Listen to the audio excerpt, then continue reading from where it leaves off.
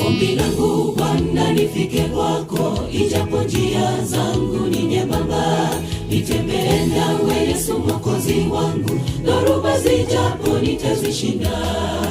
Ombi langu Bwana nifike kwako, ijapo njia zangu ni nyembamba, nitembee nawe Yesu Mwokozi wangu, dhoruba zijapo nitazishinda. Mtakatifu Mungu Mwenyezi, alfajiri sifa zako tutaimba, malaika wengi wanapoabudu, elfu maelfu wanakusujudu, ingawa giza linatuficha, fahari tusione. Wewe utatuwezesha mbinguni, makao ya raha. Mtakatifu Mungu Mwenyezi, alfajiri sifa zako tutaimba, malaika wengi wanapoabudu, elfu maelfu wanakusujudu, ingawa giza linatuficha, fahari tusione. Wewe utatuwezesha mbinguni, makao ya raha.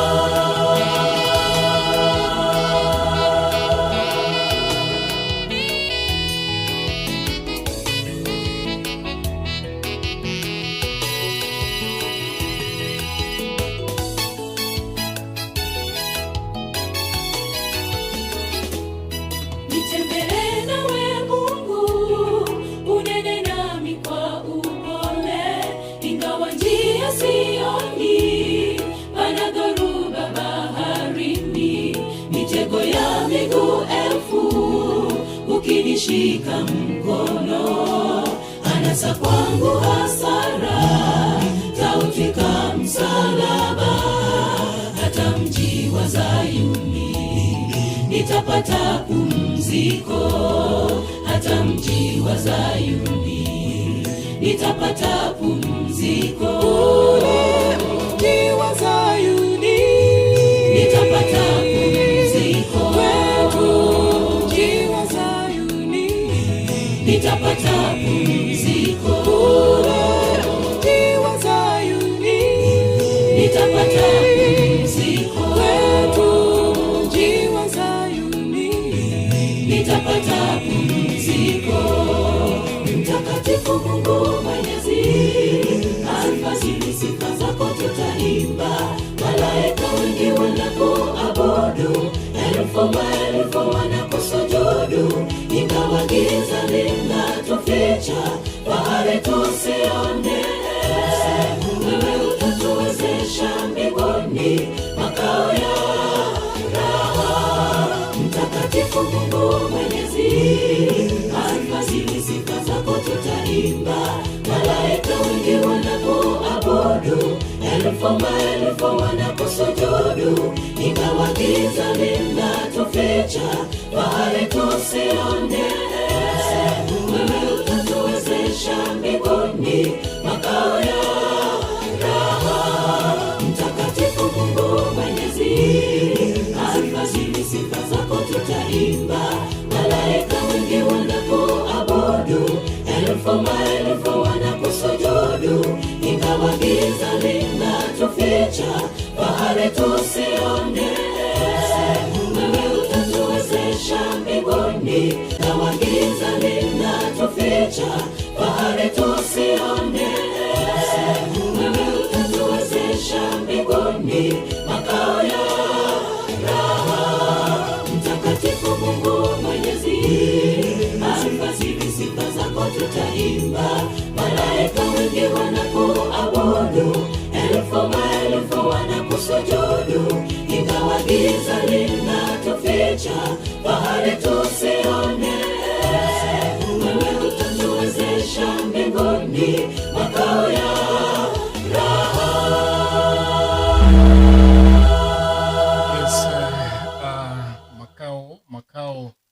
raha. Makao ya raha is one of the Whenever there is a problem with the supply of fuel in the world, the people on the ground, far to the east, to the west, are done by Magena Music Ministry.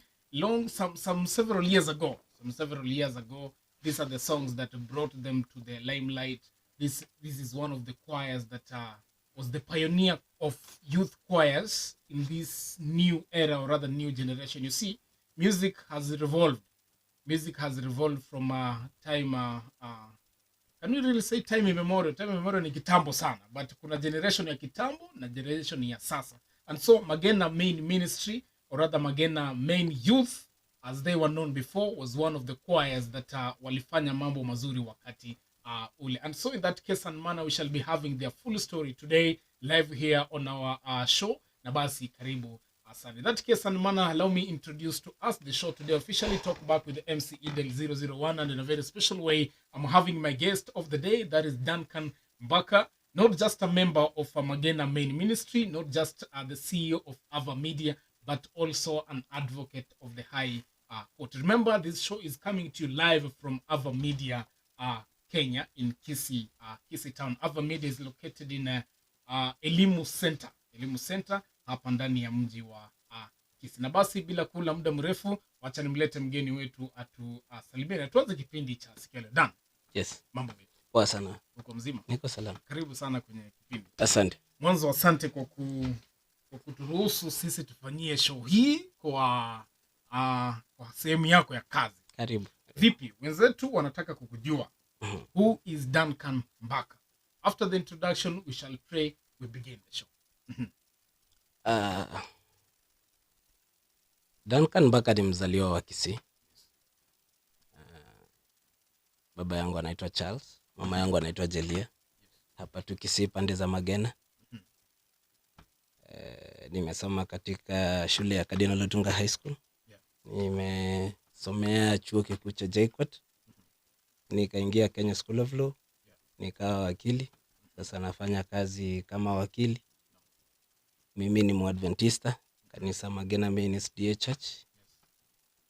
Na niko katika hicho kikundi cha Magena Main, sasa kinafahamika kama Music Ministry. Na niko katika mambo ya media kidogo kupanga maisha. Kweli. Vizuri sana. Sasa tumezungumzia shule, tukazungumzia profession, tukazungumzia ministry, kupenda imani. Sasa sijui tuanzie wapi na wapi, ila tutaanzia sehemu fulani. Basi tutakwenda kuomba na tutarejea na tuanze kipindi chetu rasmi. God in heaven, we thank you for this time once again as we shall be interacting to the glory of your name. Walk with us all through, for this is a humble prayer in Jesus' name. None. Sijui nitaanza vipi, ila tukianzia kwa kwaya yenu ya Magena Main Ministry. Jinsi mulianza, mlikuwa wa kwanza sana, mlikuwa wa kwanza na mkatamba kweli kweli. Song zenu zilikuwa zinaonwa na watu wengi na mkapendwa na watu wengi. Vipi mulianza vipi ile kwaya? Kwaya hii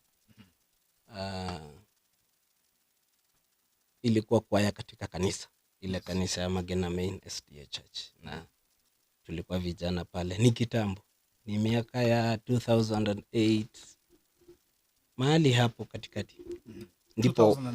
Ndipo naweza ita pioneers wa kwaya hii. Okay. Walipoingia katika, unajua kikundi cha vijana kilikuwepo. Yeah. Kwa sababu ni kanisa na kuna department ya vijana muda wote wako. Kwa hivyo tuliingia pale, mimi pamoja na viongozi wengine ambao wako sasa, wale wakuu. Yes. Na some members. Huo ndio wakati ambao tuliingia. Na tulikuwa tunafanya mambo kawaida tu kama youth choirs, na tukuje tupatane, tufanye hii. Yeah. Na kuna projects tulifanya wakati huo na viongozi ambao walikuwepo wakati huo. No. Nyimbo ambazo hamtaziona kwa sasa kwa sababu lakini sasa ilifikia wapi mpaka mkaamua I want to believe because hata mimi naelewa, niko na knowledge ya muziki kidogo. I want to believe before mwanze fully recording the albums that we know, there was a design that music was done in the past days. Yeah. Ilifikia wapi mpaka mkaketi chini sasa mkasema we need a professional teacher who will guide us in this and this manner? Unajua sasa tulikuwa katika umri kidogo, wengine wametoka nje, wameona jinsi ambavyo mambo yanafanywa, ndipo tukarudi tukasema lazima huo wakati ndipo angaza Pillars of Faith na wengine walikuwa wako juu, na kina Bereans wako pale. Yeah. Lakini Bereans ni kitambo kidogo. tukasema wacha tutafute namna ambayo pia sisi hakuna kinacho kutuzuia pia sisi kufanya mambo kama haya. Ama kuimba vyema pia kusambaza injili kama hawa, na tusiwe tumekaa tu pale tunafanya the things the same way. Yeah, and it gets boring. So we tried.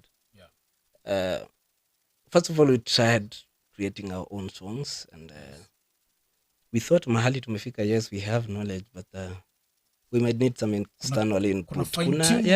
Kuna kitu kidogo kwa sababu sisi ndio tumekuwa tukifanya haya, na so there is a change that is needed. Yes. Alafu mkaketi chini. Tukasema wacha tulete mwalimu wa kwanza. Akaja, akaangalia zile nyimbo tulikuwa nazo. Aka fine tune kidogo, akaongeza mawili matatu, akaongeza wimbo moja mbili. Ndipo tukatengeneza hiyo album ya kwanza ambayo inaitwa Tunayo Habari. Ndio hii iko na Mamlaka na hizo zingine. Ulikuwa mwaka wa 2015. Yes, that was 15. Kimba wimbo fulani wa majonzi sana. Japo ni machungu. Yeah. Na labda mkifanya hizi nyimbo ama mkianza hii project, mlijua mtajulikana sana hivyo? Haukuwa mpango. Haukuwa mpango. Tulikuwa tunajaribu tu kufanya outside the norm, nje ya kawaida, na tujaribu kutengeneza nyimbo ambazo ziko na ujumbe, at the same time zinafurahisha watu na zinaweza kuhubiria watu wengi. I think that's what we were trying to do. And God helped us wakati huo, na so, nyimbo ziliweza kufikia watu wengi. Wanangoja utaje mwalimu mliyemchagua. Mwalimu tuliyemchagua anaitwa Wilson Watch. Ndiye alikuwa mwalimu wa kwanza, na alitusaidia sana katika kuelewa hii ministry, kwa sababu ilikuwa ni mara ya kwanza unapata kwenda makambi nje, ilikuwa ni mara ya kwanza na unapata kwenda uzoefu wa haya mambo, jinsi ambavyo yanatendeka katika studio, kutuelekeza kufanya mambo ya video.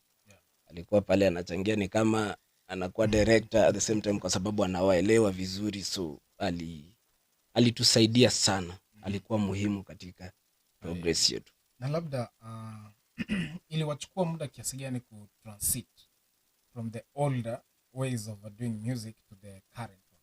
Because I understand haiwezi kuwa rahisi. The period ya ku practice cannot be equally the same like before. Because kuna vitu, kuna fine tunings nyingi sana. So naweza sema kuanzia sasa mwaka wa 2008 tulipoanza, you see, it's a process. It's not just that you wake up one day and you boom. Every time you're trying to improve, you're trying to do something better, and training halisi ile ambayo sasa tumemwacha tufanye hii project, tumetenga fedha kando, tumesema hii ndio tunafanya, ni mwaka kuanzia 2014 mwisho. Kwa hivyo 2014 karibu na 2015 mzima, kwa sababu hii recording imefanywa November December mwaka 2015, ndipo audio zimetengenezwa 2014. Yes, karibu takriban mwaka mzima kufanya audio moja. So tukiona hapa nje nyimbo zimetoka, tusichukulie virahisi hapa na 2016 mpaka sasa sio muda mfupi, hiyo ni miaka 9 hivi. 9. So in fact 10. Almost 10. Nyimbo bado zipo tu, so tena nzuri sana. Na labda mtazamaji, wacha tupate at least one of the songs. Sijui tucheze wimbo upi, manake ni nyingi. Cheza Japo ni Machungu. Majonzi, amba kwa sababu watu waliupenda sana. Kweli, Japo ni Machungu. Japo ni Machungu, wimbo ambao dada fulani anaimba pale kwenye thumbnail hapo.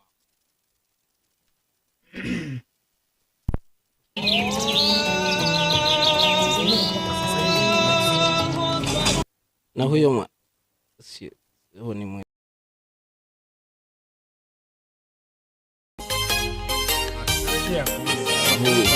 huyu wa album ile kutoka mwaka wa 2024. Maria na Martha wakaanza safari kuelekea kwa Yesu, wakampasha habari kwake Lazaro anaugua sana. lakini Yesu alichelewa kufika pale.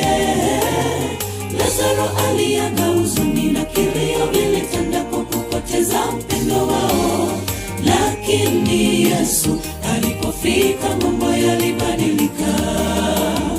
Maria na Martha wakaanza safari kuelekea kwa Yesu, wakampasha habari mwandani wake Lazaro anaugua sana. Lakini Yesu alichelewa kufika pale. Lazaro aliaga, huzuni na kilio vilitanda kwa kupoteza mpendwa wao, lakini Yesu alipofika mambo yalibadilika. Muite Yesu leo, amini atatenda, hajawahi chelewa, atatenda kwa wakati wake mwenyewe. Toa mizigo yote kwake, usilie kama wasio na imani. Ndiye mwanga, hakuna magumu kwake, usikate tamaa, mwamini Yesu. Muite Yesu leo, amini atatenda, hajawahi chelewa, atatenda kwa wakati wake mwenyewe. Toa mizigo yote kwake, usilie kama wasio na imani.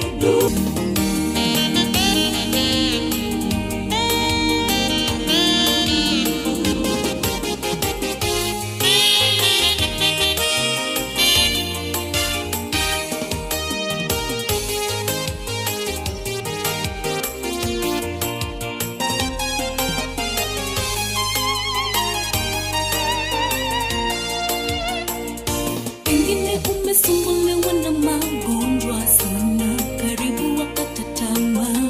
Dada, umetafuta mtoto, usikate tamaa. Kijana, umetafuta ajira, usikate tamaa, mwamini Yesu. Kwa maombi, toa mizigo yote kwa Yesu, atakujibu. Pengine umesumbuliwa na magonjwa,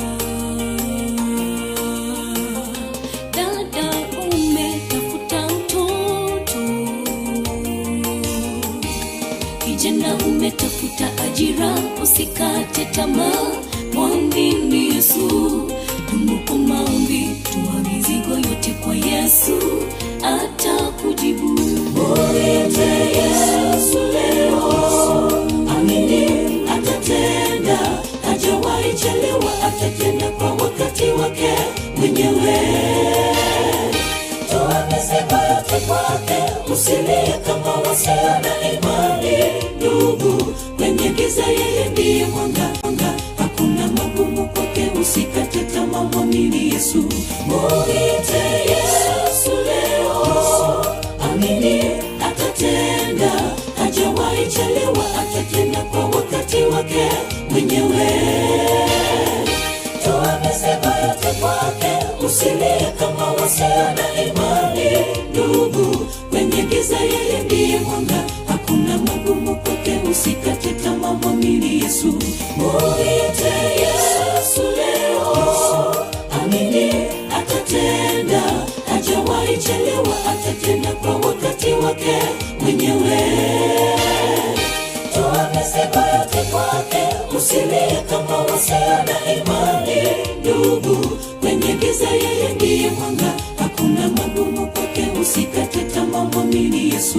Muite Yesu leo, amini atatenda, hajawahi chelewa, atatenda kwa wakati wake mwenyewe. Toa mizigo yote kwake, usilie kama wasio na imani. Ndugu, kwenye giza yeye ndiye mwanga, hakuna magumu kwake, usikate tamaa, mwamini Yesu. Muite Yesu. A piece done by team Magena main ministry. Magena main ministry. Remember, we knew whenever there is a problem with the supply of fuel, we knew Magena at large from the youth choir, and now the song that we've just done, it's termed ministry. Everyone will definitely understand that this is not a choir, this is not a youth choir. So labda tueleze, how was the transition from the youth ministry to fully a group ministry now? And mlipotoka, kuna youth mliacha nyuma ama mliacha kanisa kama imekauka sasa? The transition was difficult. Ilikuwa ngumu. It was not easy. As many of the youth choirs are facing right now, because a point comes, Yes. and I think that's where most youth choirs collapse. Right. And show me some plan to be married. Yes. The legitimate youth in the church. Kuna vijana sasa wale legitimate wako katika umri. Of course, si ati tulikuwa tumezeeka kutoka nje ya ujana, kwa sababu wengi wa hawa when they joined the choir they were maybe, let's say, 12, 13 years. Yes. Actually, there are some who joined even when they're in primary school, back when we were youth. And when you see them now, you see it is, yes, unaona ni kama watu wazima, but they are still young people. But it was difficult explaining that now a time has what come. Was the problem? What was the main issue? Because I want to believe nyinyi kama youth mulifika mahali mkasema now it's okay, what was being said was you have to, what you do is you adapt the youth into your group. Yeah. So and you leave. That's what the church wanted. Yes, that's what the church wanted. And what we were saying is you're basically killing this choir, because if the people who are known as this choir leave, the new people who come in will not be recognized as the same choir. Right. It's simple, because people follow those that they know. Yeah. If today you came to Zabron Singers and you found me and you there, and not the people you usually see there, you see, that's not Zabron. Right. You get me? It's not Zabron. So we tried explaining that what we do, let's create a youth choir, a different one. It was our own initiative. Yes. A youth choir, a new youth choir for the church, because the church had many youth. I was trying to explain, we held so many meetings with the pastors, with the elders, trying to find a solution to this whole issue. That now we have grown, it is time that we stepped up, because we are blocking a whole chain. Yes. Because now when I am the youth, those kids who should be in the youth have nowhere to be. Joining in. They cannot join in. It's hard. It's hard because you cannot come. What we talk about, you see now, let's say, for example, there are kids in high school. Yes. Right now, in our group, either we're talking about people getting married, or we are talking about, you see, dating is not is not a discussion. Correct. It's not something that, the things that you tell the youth not to do, you cannot be telling me right now, because I'm already grown. I know what is right. And if I'm still doing something, you cannot teach me right now. So we are, the discipline issue, how we handle issues, it's different, because for us, we allowed even dating in the group and all these things. But for the young ones, you cannot be discussing such things, because you find somebody even in high school. So we're trying to explain that there is a little bit of a gap. We left the gap to grow too big. And then our group is more like a family. We have more friends than even choir members. So somebody new joining the clique, it's hard. So these kids cannot fit. Let's have a group of theirs that is called the youth. And then we move out. So we started the project. We had actually around 70 youth who joined the new youth now, the new project. The new blood now. Yes. The songs we had then, including the trainer, we stopped the recording that we had, the training. And we moved our trainers to the youth department. Yes. We called in the studios, we paid for the recording, we settled everything, that our church might have a youth choir. And there was fierce opposition. Fierce. So big. What's the basis of argument? Many issues that you cannot just walk away with the name. You see, when I look back, there is really, because you're not keeping the name, there was really no big issue. It's just that they didn't want us there. Yes. So when you look back at what we were arguing about, it was not something big. But it really affected us, because you see, for us, being Seventh-day Adventists and being brought up in this church, there is a way we like things done. You can choose violence, or you can choose to discuss, and we chose discuss. So we had the standoff was almost for 2 years, almost 3 years. Silent period. No, where we were not singing, because we decided no, we are not going to go against the church. Did you maybe consult the district pastor? Yes, the district pastor was at the center of it. All these issues were discussed up to the conference level, upwards, and there was a big debate about what should happen to youth choir. So what happened is we were not singing in our church. Yes? You were banned? It was not banning, but it was kind of, let's discuss this, then we can resume. Okay. So the discussion took 2 years? Almost 2 years. Almost 2 years. And we decided to pick it that way because we had even invitations to go out, and we chose not to go. Now, these issues came up when we had an invitation to the New Life Camp meeting in Nairobi. That was, shall be in 2022. And we explained to the people at New Life that, see, at home there is a dispute. We are here to resolve it. So we cannot honor your invite. Because there is the name, there is the... So kindly just allow us resolve our home affairs, our kitchen affairs. Then maybe we'll consider next year. So the people at New Life asked, what is that? What are you talking about? What is a name? What is, you're just growing. They wanted to dig deep to know why. Yes, they wanted us there. So by whichever means. So did you finally go? Yes, we went. So now the church had to sit down. So these issues I'm telling you went up, and then they came back. No, kuna vitu na feature down. What did that? What were the main reasons from them? Like they don't want you to be a group. Yes, they don't want us to be a group because they're saying the church manual does not provide for groups. That was one of the issues. Because there were many issues. There were many issues that now we should not, if we go with the whole package, we will leave the church without a structure. So, and there were all these many issues. And maybe what was the members' take in this whole process? Leaders, we gave the members a choice because there were some who were still youth. Yes. So you had the choice. We had a youth choir, so you had the choice of either going back to the youth choir because there were some who were not married, and there's some who are still not married up to now. So everybody had a choice, and they all decided we cannot go back into being youth. It's, you see, let me tell you, when we were younger, the years that we were youth, we are the ones who used to wash the church. We are the ones who used to clean the compound. Back then, the church didn't have even water tanks. We were the one fetching water from the rivers. Yeah, of course, we came and organized something and we brought the tanks to the church. So we were the ones who were doing all these things. Now we have grown. I cannot sweep the church. Yes, you get it. We still have the young. Just we have people who are able and many.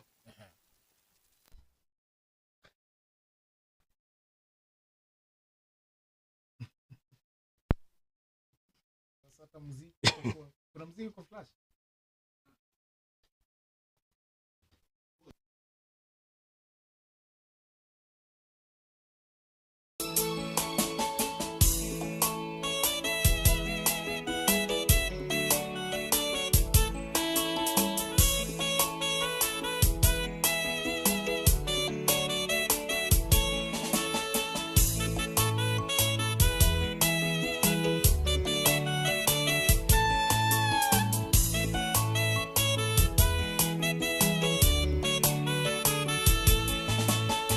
Japo ni machungu mno yatufanya tusononeke mioyoni, wenzetu tulowapenda wametoweka miongoni mwetu.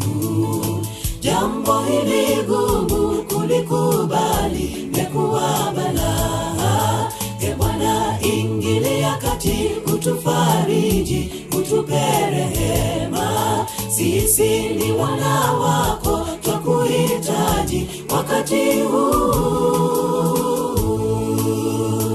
Walofiwa wanatatenda mapenzi yake, mayatima nanyi vumilieni, haya ya muda tu. Na wajane pia, Baba Muumba, mchumba wewe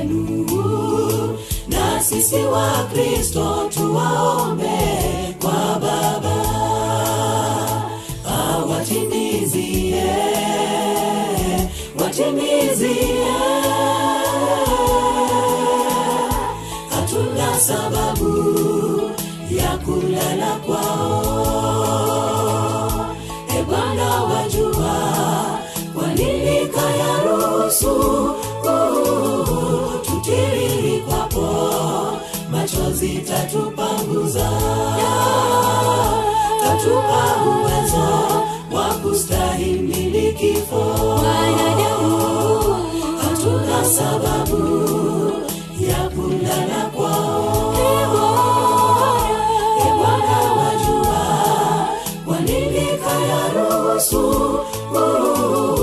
tutiriri kwapo, machozi tatupanguza,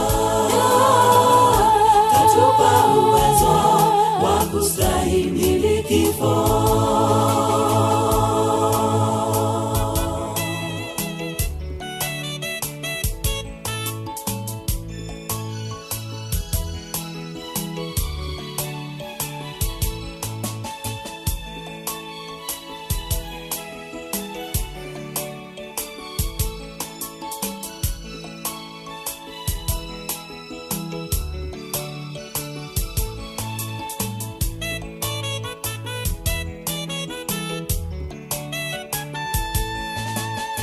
Haya yote yakizuka, tujue mwisho wa dunia karibu. Vilio kila kona twavisikia pande zote. Tuwanyonge Baba, imani yetu yadidimia. Shetani ametuteka, hatuna dira, tumepotoka. Sisi ni wana wako, twakuhitaji wakati huu. Walofiwa wanatatenda mapenzi yake. Mayatima nanyi, umilieni haya ya muda tu. Na wajane pia, Baba Muumba mchumba wenu. Na sisi wa Kristo tuwaombe kwa Baba awatimizie, watimizie. Hatuna sababu ya kulala kwao. E Bwana wajua kwa nini kayaruhusu tutiriri kwapo, machozi tatupanguza, tatupa uwezo wa kustahimili kifo. Hatuna sababu ya kulala kwao.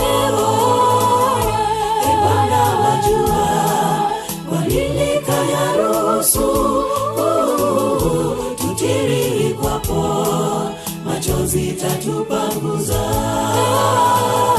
tatupa uwezo wa kustahimili kifo. Hatuna sababu ya kulala kwao. E Bwana wajua kwa nini kayaruhusu tutiriri kwapo, machozi tatupanguza, tatupa uwezo wa kustahimili kifo.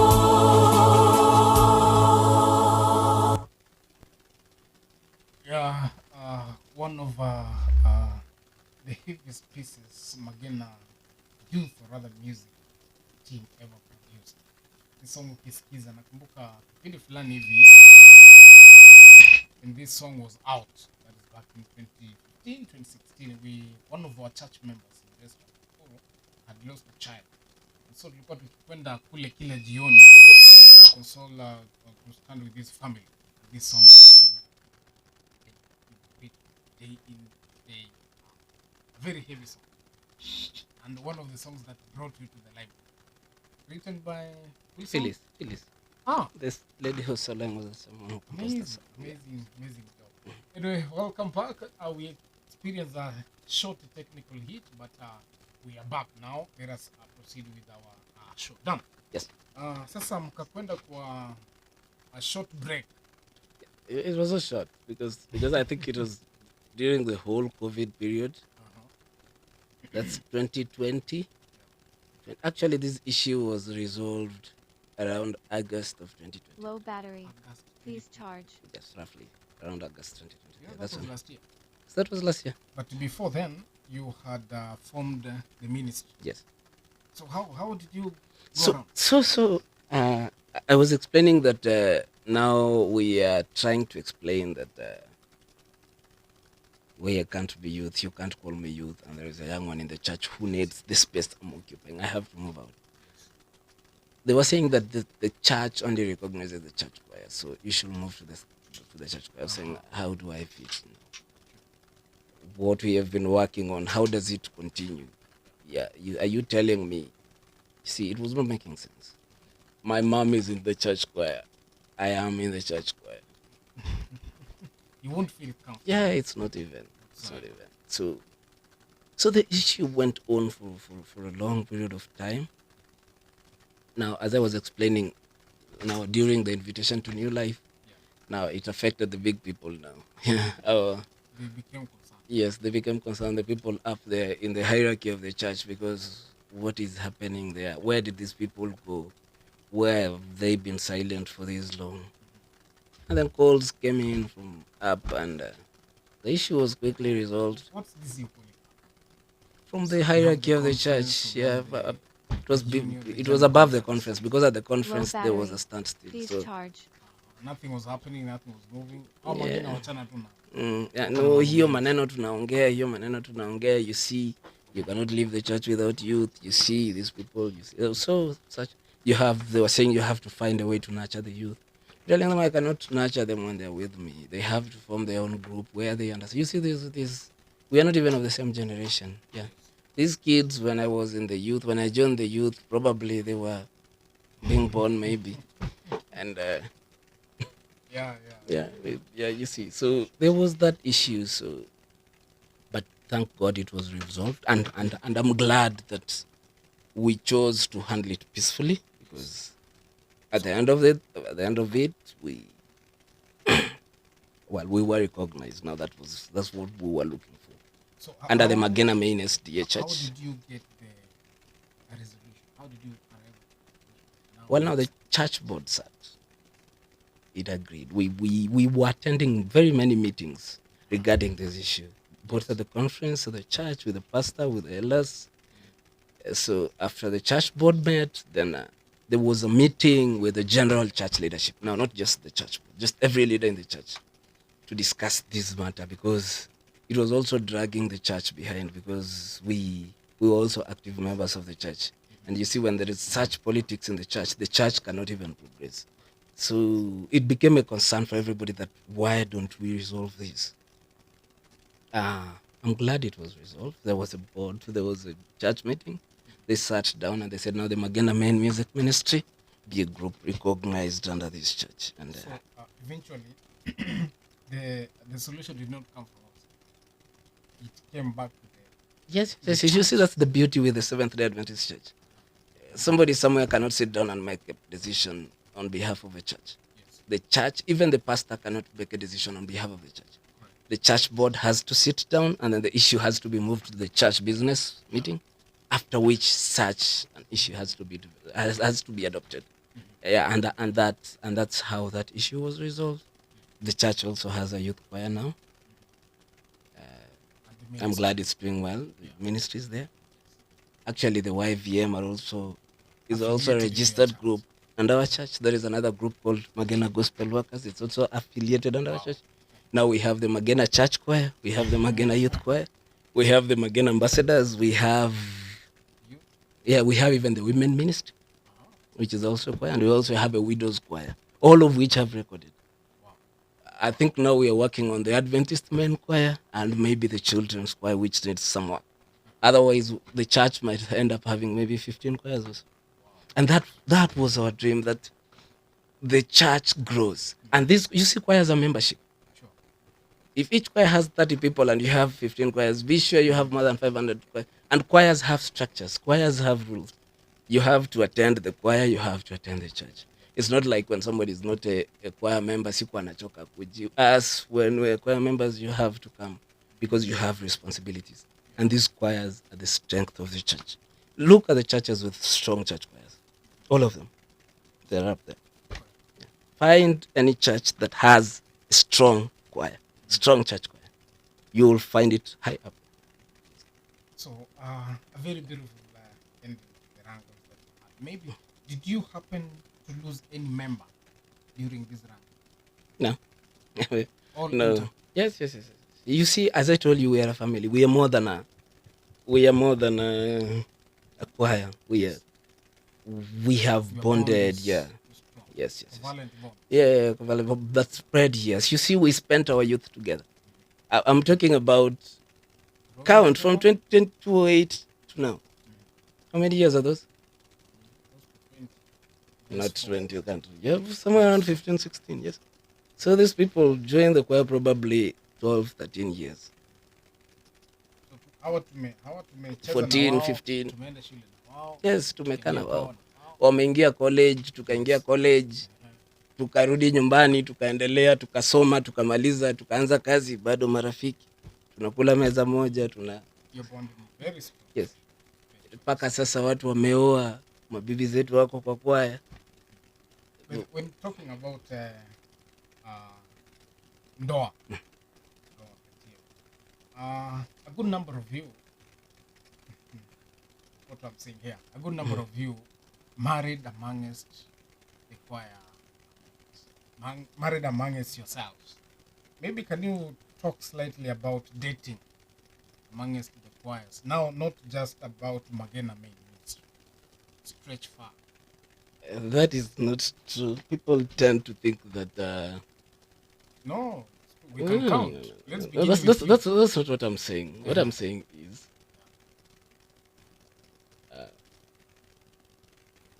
maybe my friend married, yes, one of our choir members. After he marries, the wife joins. You get it? Not that the wife was. People have built that notion that hapo Magena huwezi pata mtu kwa sababu watu wanaoana. Yeah. It's not like that. It's not like that. Maybe a lady can get married and the husband joins the choir. So, because if you keep this, you see, if you cannot chase somebody away from being married, really. So once maybe my friend Samson gets married, yes, he's in the choir. Yes? Isn't it better than the wife joins it? Isn't it growth? And that's how the couples end up. I think it was only me who married a choir member, who was a choir member at the time of marriage. You see, dating in a choir is not easy. I almost stopped going to church because of these issues. It's not easy. So many people start vurugu inakuwa kidogo, wanawacha inafarakana. Yeah. You try dating in a choir, you'll see. You'll see. You have even mixed up the whole choir. Yeah. What's your take on choir discipline? Choir discipline. It's hard. It's not easy. Being a leader for many years, both at church level, at district level, in the church, you see, you can beat somebody. After some time, I advised against expelling somebody because you're losing members. You start expelling everybody who makes a mistake, you're making yourself God. You just have to leave an opportunity to mediate issues, try to understand each other's shortcomings, try to advise each other, and see, because all you're doing is for the glory of God. If you turn yourself God, that you are the one who now decides who you are, kukaa hapa, who you. There was a time we were tough. There was a time we were really tough on rules. But after some time, there are very few rules that we still enforce strictly, very few. For example, we don't allow our members to sing in our other choirs because of the conflict issue. Like now, I'm singing here, I'm singing in another choir. When a cup meeting invitation comes, which choir do I attend? So such issues. Yeah, we are discussing personal affairs of the choir. You find them in another choir because you know all these choir politics.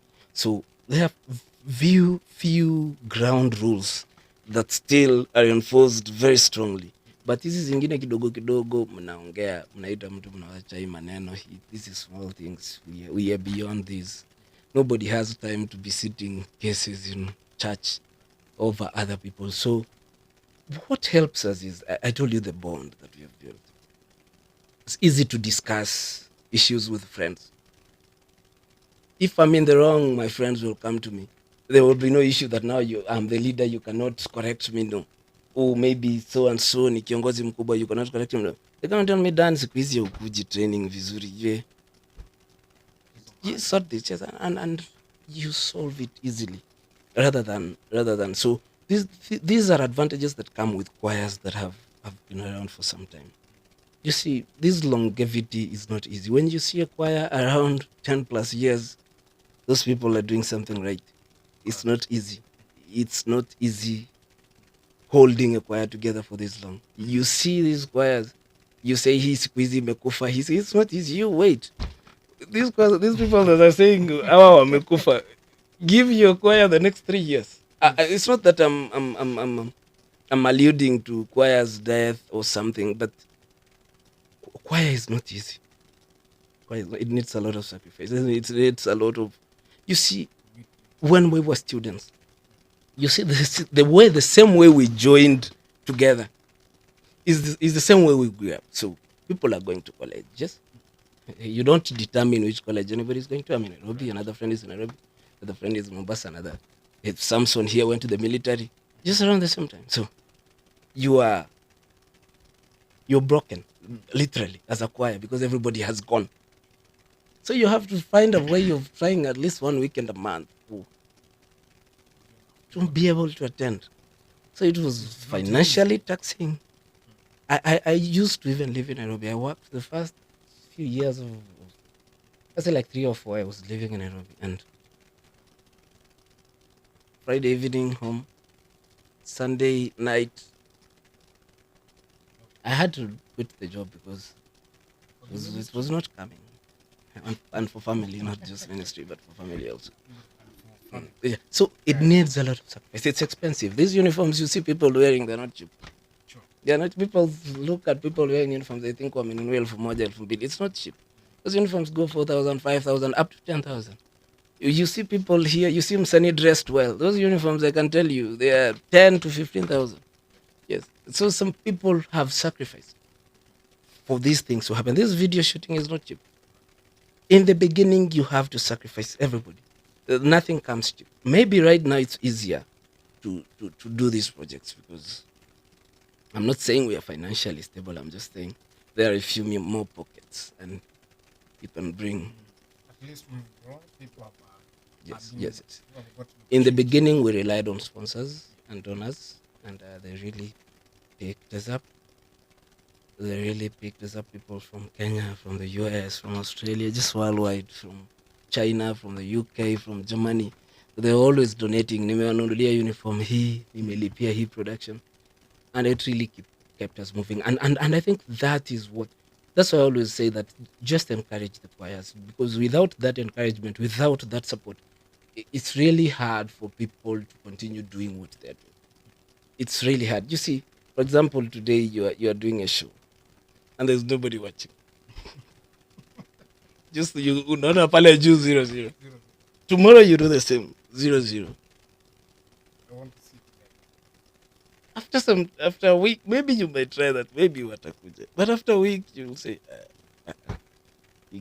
I'm doing it. So that's how choirs decline, and then of course the growth you see now.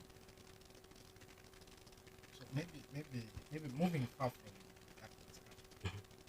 So currently, what is how is the bond, or rather, how is the relationship between the youth, the president, and the ministry? Are you relating in any way? Yes. Are you relating in any way? Are you supporting them or something?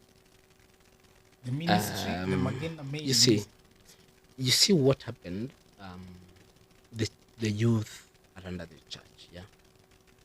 we are kind of semi-autonomous. We are under the church, but most of our affairs are managed by ourselves. Yeah. Let's say matters finances, matters selecting leadership, matters approving and rejecting letters, and such issues. They are under us. We don't have to. We meet. We are in the same church. We minister together. But the way of operation is slightly different because now they have a leader who's answerable directly. Before they do something, they have to consult about literally everything. So it's a slightly different structure than the way we're operating. But we can support. I'm telling you, we supported them for the first album. Yes. Training and recording and everything. The second, they had support, and since most of them are students, so we're hoping that when they come for holidays, they can be able to manage it. And does that mean from now henceforth we have a smooth? It's not obvious. It's not automatic because you see, we have our rules. We have. Don't you think they'll still go back to the same? They will not. They will not. Can I tell you why? We have created a structure where there are many choirs in the church. Okay. Many choirs in the church. You will join whichever.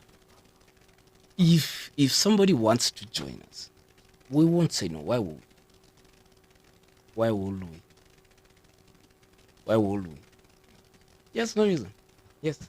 And that is the position. If somebody wants to join the choir, people, what has really derailed us also is people have this perspective that watu wa magena ni masonko, and joining there is expensive.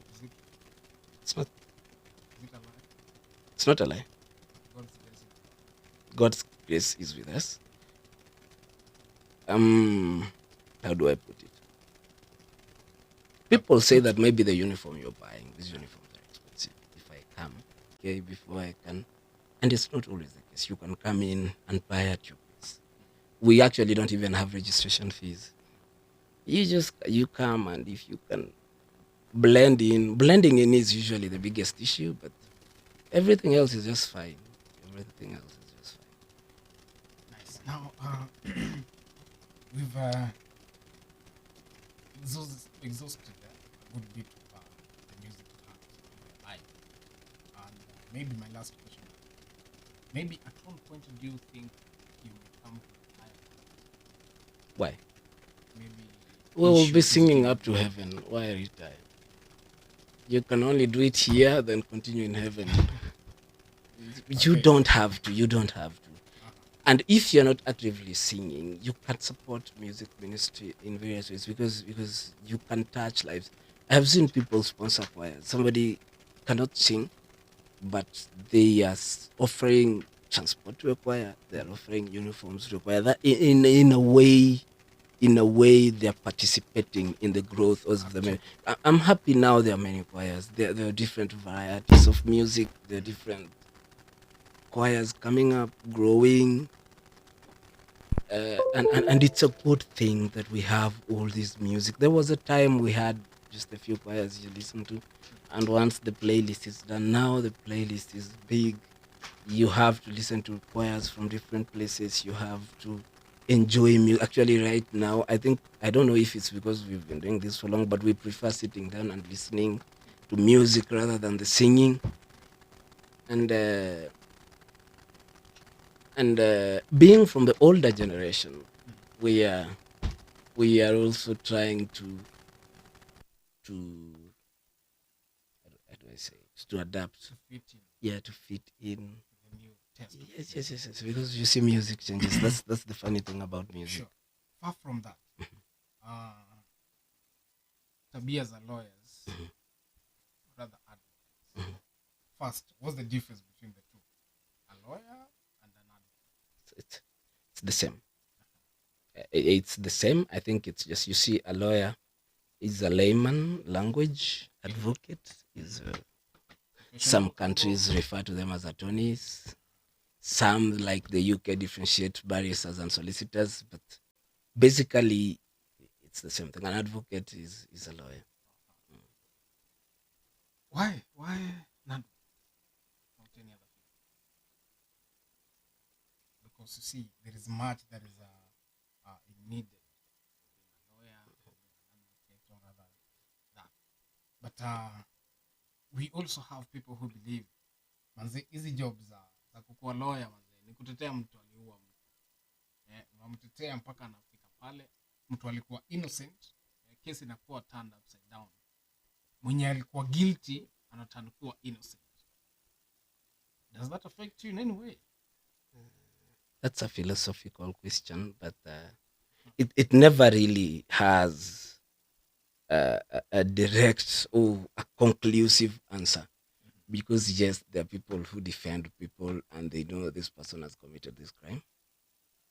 In the same way, there are people who are innocent and have been framed. Because the law presumes everybody innocent until proven guilty. If I was in this room today with you and I'm found dead, believe me, you'll be the first person to... Producer. Song now, we've touched the Magena youth, the old Magena youth, and now we have the Magena music ministry. Kuna song here titled One wa Zayuni, released 8 months ago. Can you give us this piece? Then when we're getting back, we're going to exhaust entirely his professional life, or rather duties, and how he has his own office, or rather his own farm. So he'll be telling us, do you have job opportunities for young, or rather upcoming lawyers and advocates? Welcome back. Joining you.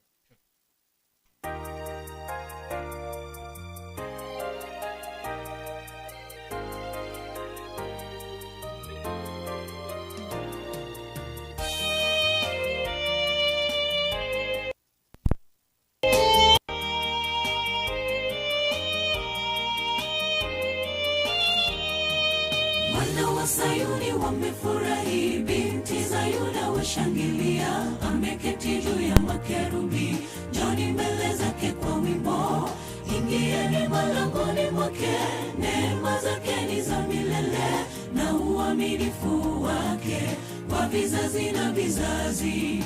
Wana wa Sayuni wamefurahi, binti za Yuda washangilia, ameketi juu ya makerubi, njoni mbele zake kwa wimbo, ingieni malangoni mwake, neema zake ni za milele, na uaminifu wake kwa vizazi na vizazi. Mwimbieni Bwana wimbo mpya, mwimbieni Bwana nchi yote, tangazeni wokovu wake, wahubiri mataifa habari za utukufu wake, maana Bwana ni mkuu, wa kusifiwa na kuhofiwa, Bwana ametamalaki. Mwimbieni Bwana wimbo mpya, mwimbieni Bwana nchi yote, tangazeni wokovu wake, wahubiri mataifa habari za utukufu wake, maana Bwana ni mkuu, wa kusifiwa na kuhofiwa, Bwana ametamalaki.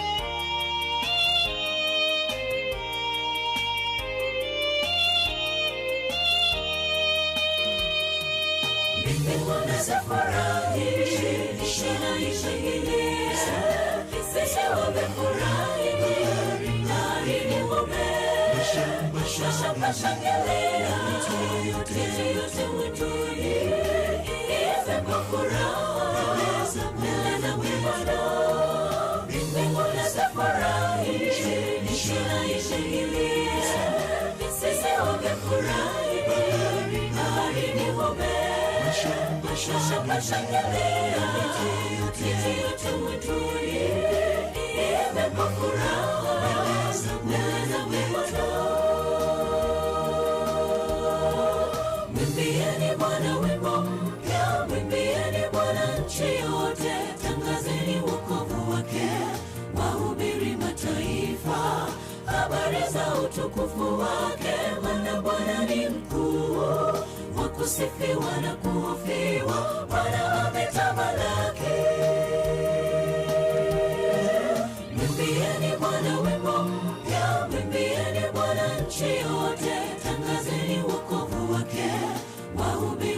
mataifa, habari za utukufu wake, maana Bwana ni mkuu, wa kusifiwa na kuhofiwa, Bwana ametamalaki.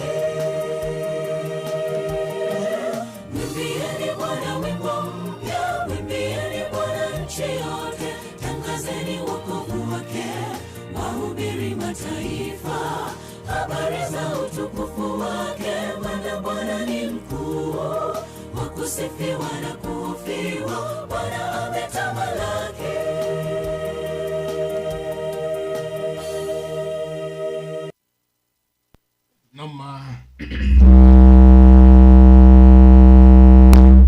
One was a uni, a piece released 8 months ago from Magena Music Ministry, so you can get it on YouTube. By the way, hizi nyimbo zipo pale YouTube, fika and get these blessings from them. Back to you, Dan. How maybe do you mingle around ministry, or rather church, and your profession, or rather any challenges that you come along? Back to the question you asked earlier, kabla we went for the break. So I'm just me and you in a room, and I'm found dead. You're the first one to be arrested, isn't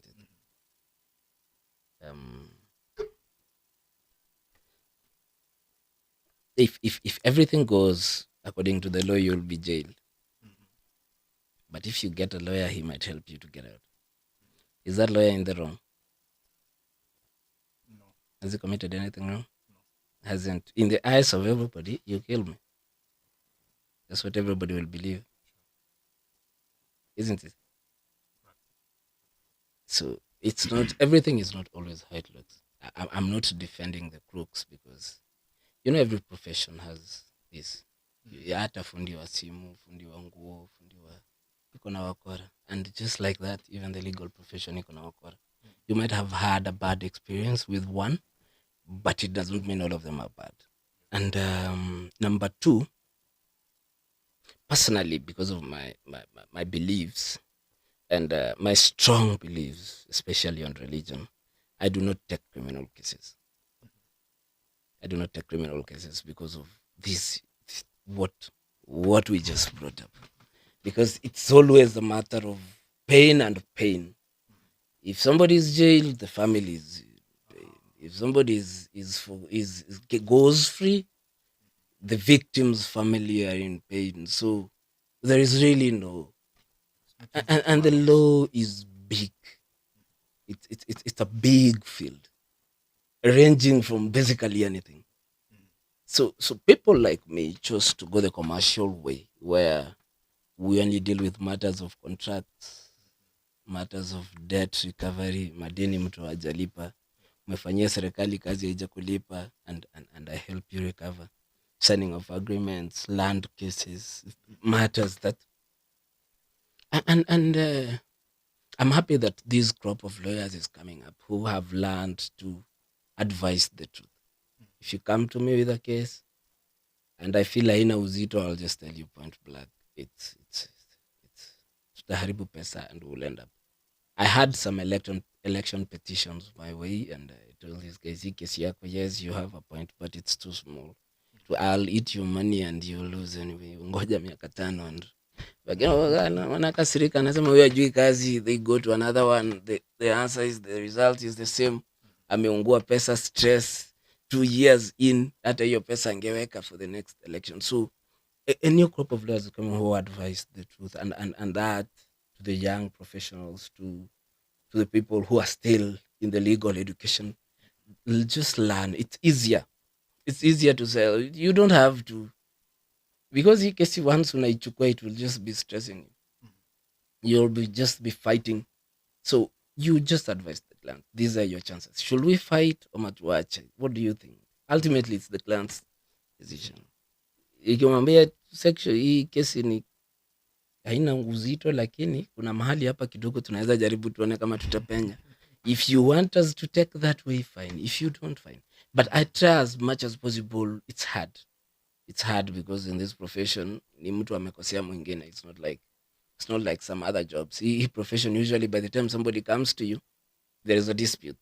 So, but we try as much as possible to toe the line between the truth and lies, and having to do your job with integrity, without having to. If you find something is going to conflict your religious life, you just leave it. You just leave it, because the guilt, the conscience, and your spirituality are not going to go together with the. And there's some professions that are like that. You see, like the military or police. Sometimes you just have to shoot somebody, and it's a duty. It's not like you have a choice. It might conflict with your religion, but it's duty, and whatever you're doing is right.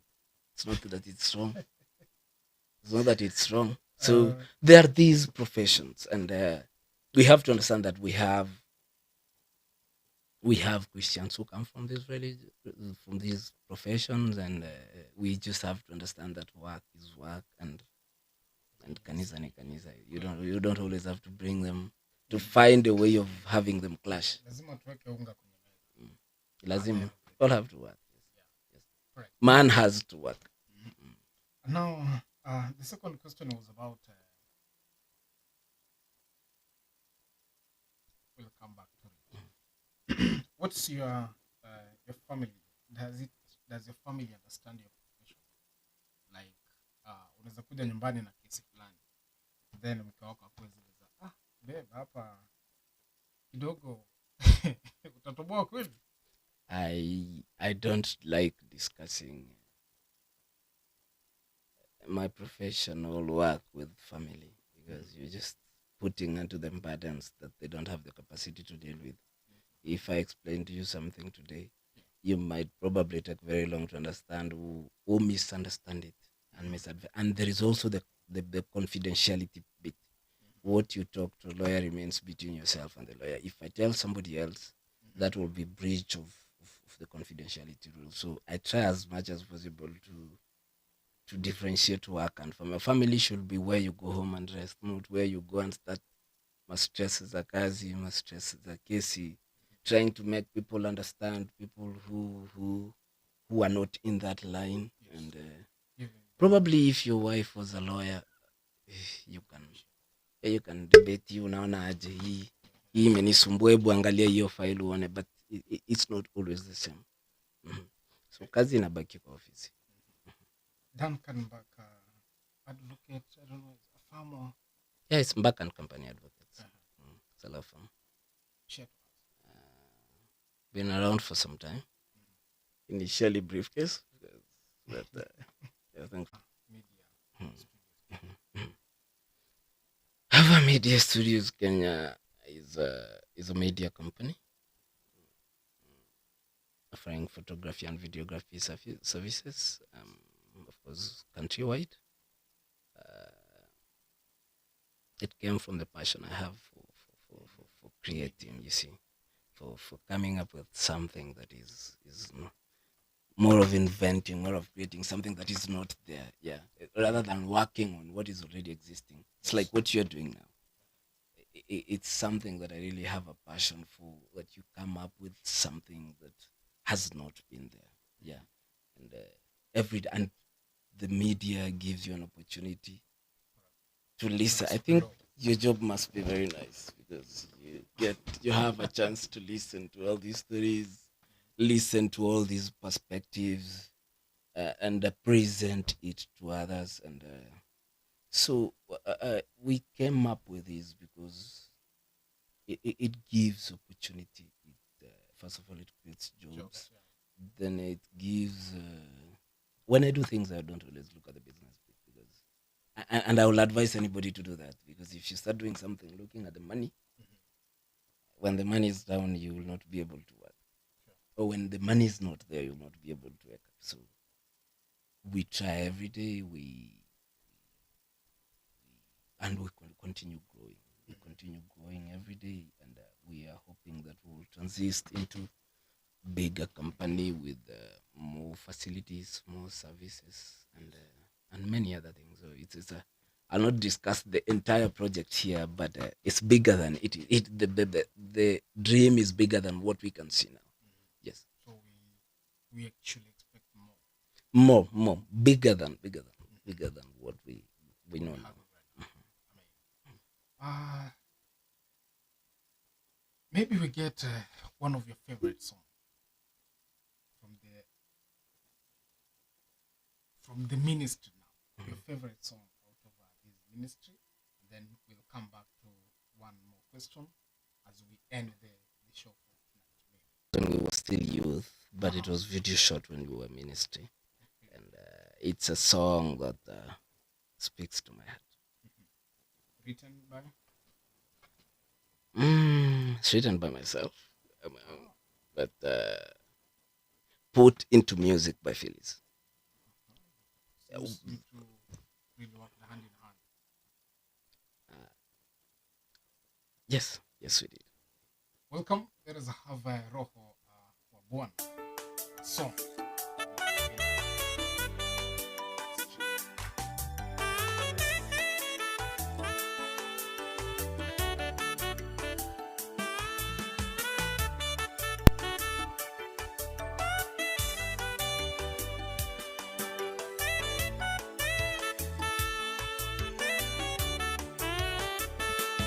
Roho wa Bwana Mungu yu juu yangu,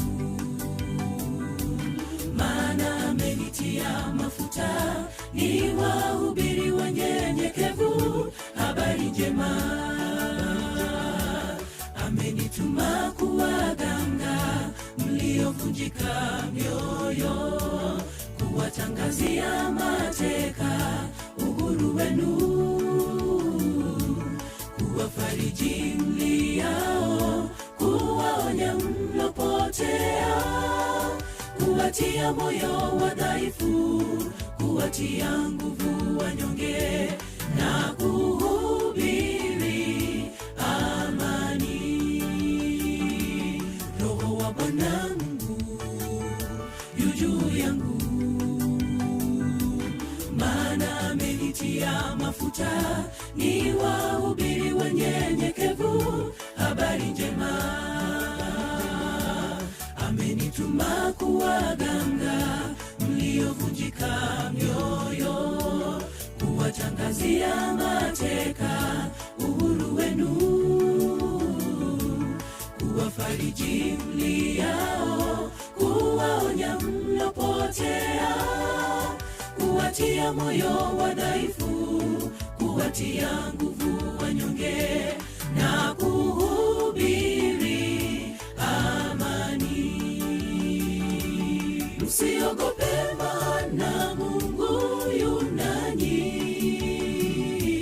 Jivikeni imani na upendo, muwe na tumaini la wokovu.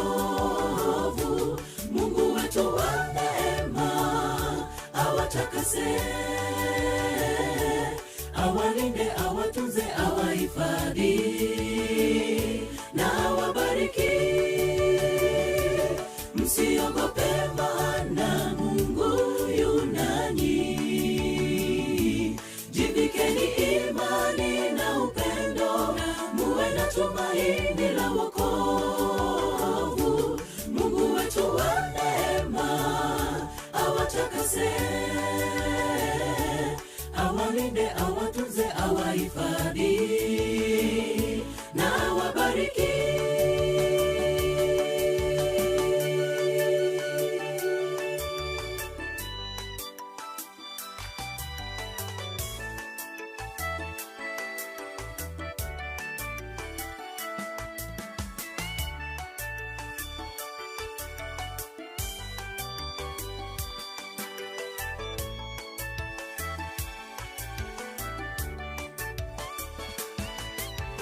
Watulizeni mioyo, watu wangu, wewe uhubirie Zayuni habari njema. Paza sauti uiambie miji ya Yuda, Mungu wao yu hai, atatimiza ahadi zake. Watulizeni mioyo, watu wangu,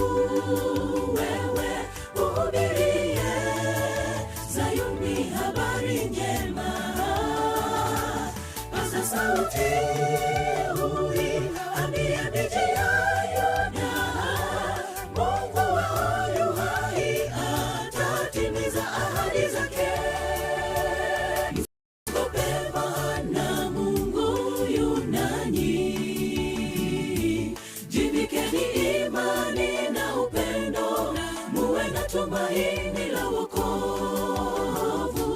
Mungu wetu wa neema awatakase, awalinde, awatunze, awahifadhi na awabariki. Msiogope, maana Mungu yu nanyi. Jivikeni imani na upendo, muwe na tumaini la wokovu. Mungu wetu wa neema awatakase, awalinde, awatunze, awahifadhi na awabariki. Msiogope, maana Mungu yu nanyi. Jivikeni imani na upendo, muwe na tumaini la wokovu. Mungu wetu wa neema awatakase, awalinde, awatunze, awahifadhi na awabariki. Msiogope, maana Mungu yu nanyi. Jivikeni imani na upendo, muwe na tumaini la wokovu. Mungu wetu wa neema awatakase, awalinde, awatunze, awahifadhi na awabariki.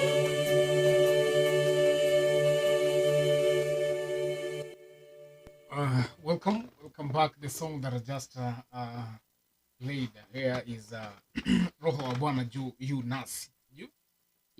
Yunami, yes, a song created by him and made into musicality by Sister Phyllis. Dan, maybe someone can ask, what does it take to be in the law firm, or rather in the law industry in Kenya? Maybe to be a lawyer, to be a judge.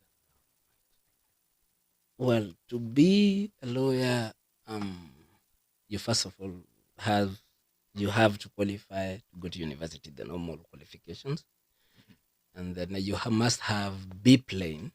I don't know if this has changed, but I don't think it has a B plane in either English or Kiswahili.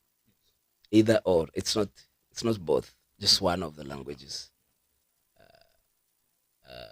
You just need that. You can get for the undergraduate, for the degree. That takes 4 years. After which you have to join the Kenya School of Law for 1 year. After which you have to attend a pupillage program, more like an internship, for 6 months.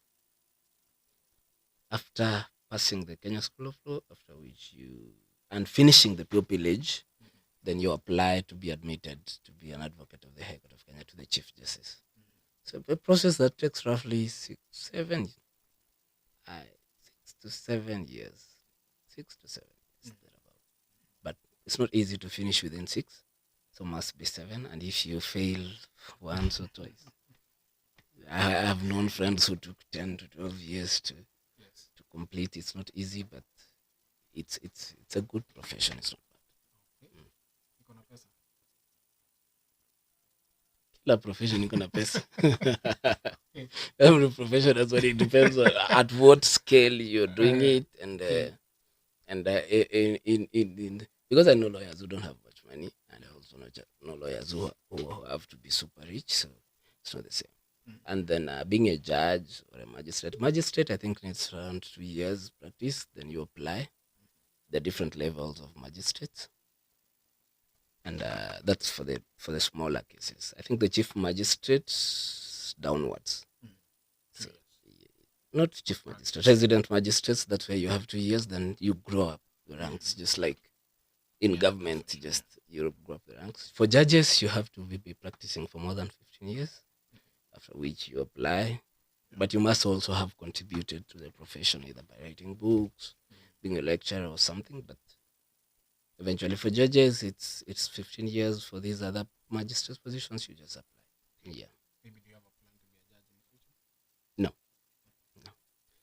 I have no intention of being a judge because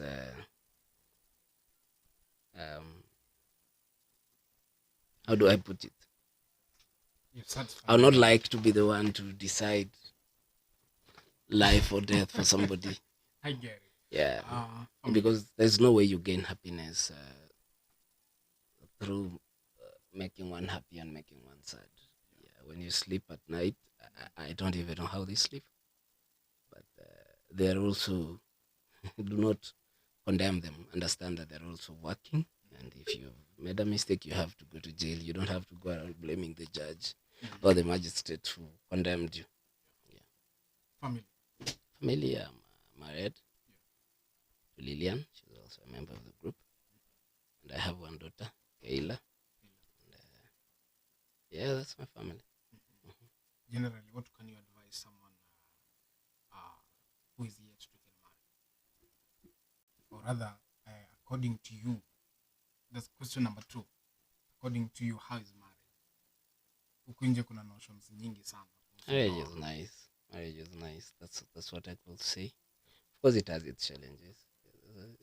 The first few years might be easy, but as you grow, the only advice I'll give is marry your friend.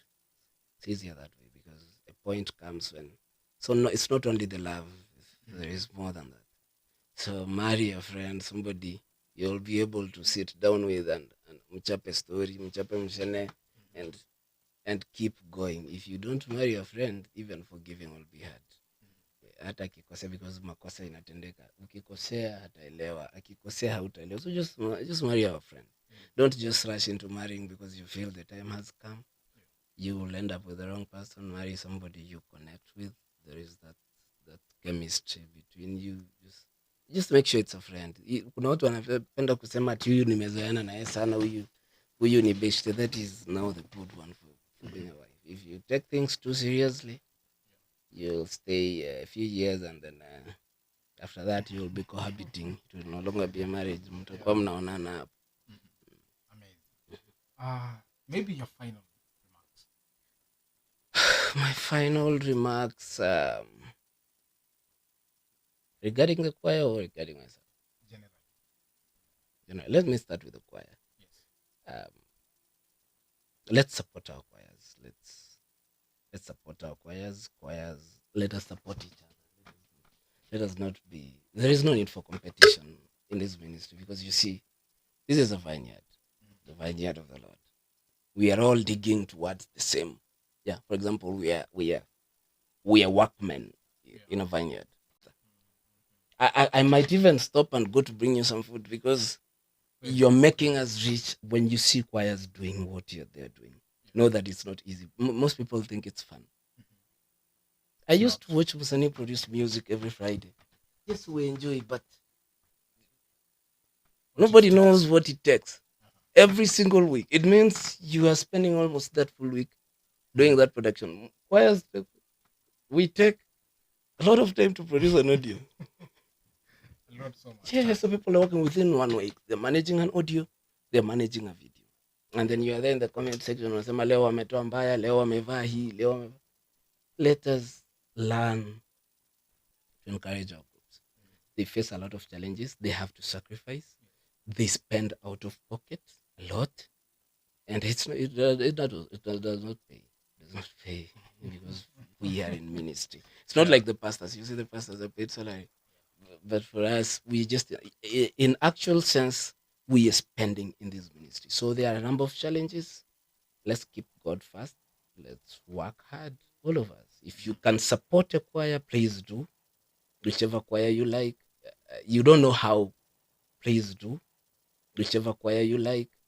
You don't know how big a step you'll help them. If you can support a recording, if you can support a video production, if you can pay for the uniforms, if you can, when you invite them, please provide transport. Don't just ignore, because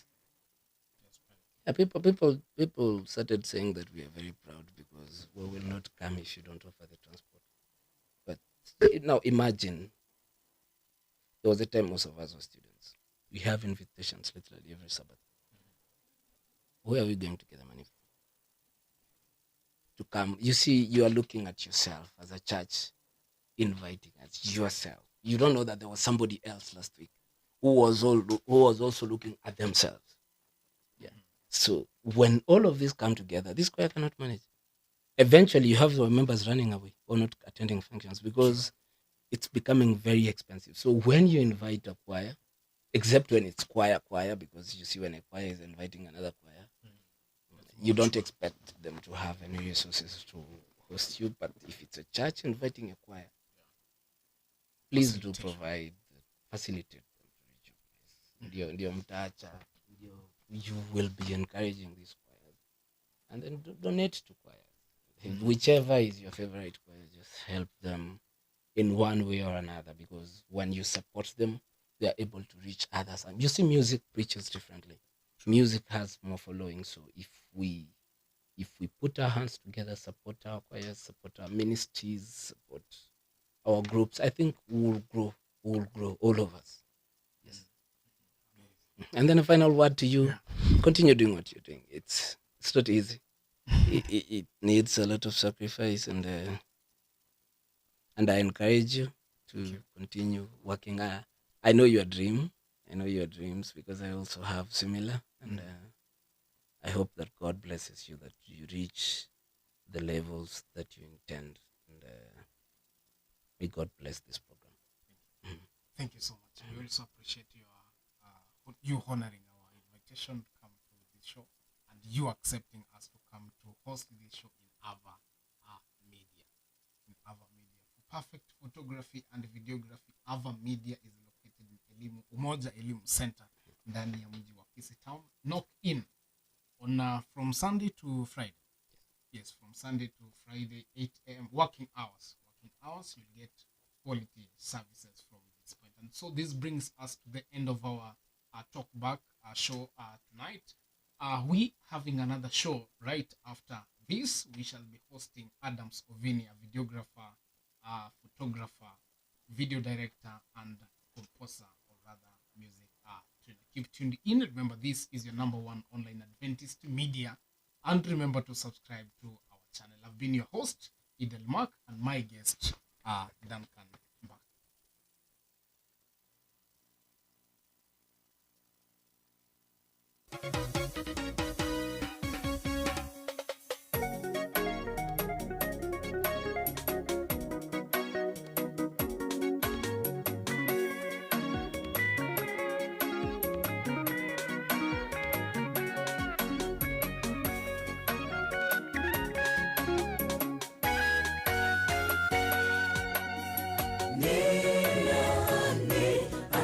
Simulia maisha yake, ni nani atasadiki habari tunayoileta?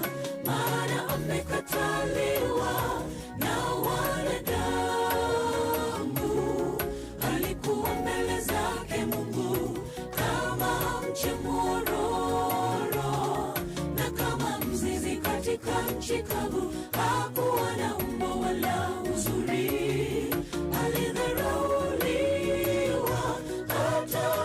tamaniwa, mtu wa huzuni nyingi na masikitiko. Ni nani atakayesimulia maisha yake? Ni nani atasadiki habari tunayoileta? Maana amekataliwa na wanadamu, alikuwa mbele zake Mungu kama mche mwororo, na kama mzizi katika nchi kavu. Hakuwa na umbo wala uzuri, alidharauliwa hata hakutamaniwa, mtu wa huzuni nyingi na masikitiko. Kapigwa kwa sababu ya makosa yetu Yesu, kama mwana-kondoo apelekwaye machinjoni, alionewa na kuhukumiwa adhabu ya maovu yetu. Alijitoa nafsi yake hata kufa. Yesu pamoja na wakosaji, wakamfanyia kaburi pamoja na wabaya. Ingawa hakutenda jeuri wala kutenda hila, kapigwa kwa sababu ya makosa yetu. Yesu kama mwana-kondoo apelekwe machinjoni, alionewa na kuhukumiwa adhabu ya maovu yetu. Alijitoa nafsi yake hata kufa. Yesu kahesabiwa pamoja na wakosaji, wakamfanyia kaburi pamoja na wabaya. Ingawa hakutenda jeuri wala kutenda hila,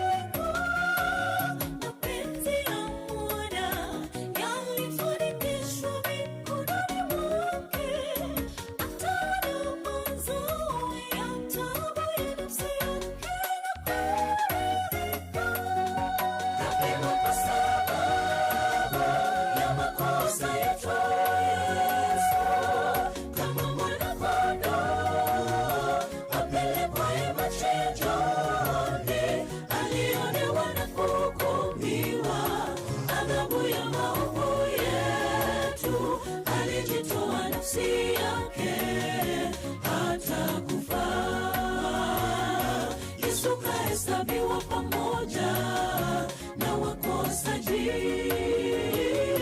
wakamfanyia kaburi pamoja na wabaya. Ingawa hakutenda jeuri wala kutenda hila, kapigwa kwa sababu ya makosa yetu. Yesu kama mwana-kondoo apelekwe machinjoni, alionewa na kuhukumiwa adhabu ya maovu yetu. Alijitoa nafsi yake hata kufa. Yesu kahesabiwa pamoja na wakosaji, wakamfanyia kaburi pamoja na wabaya. Ingawa hakutenda jeuri wala kutenda hila,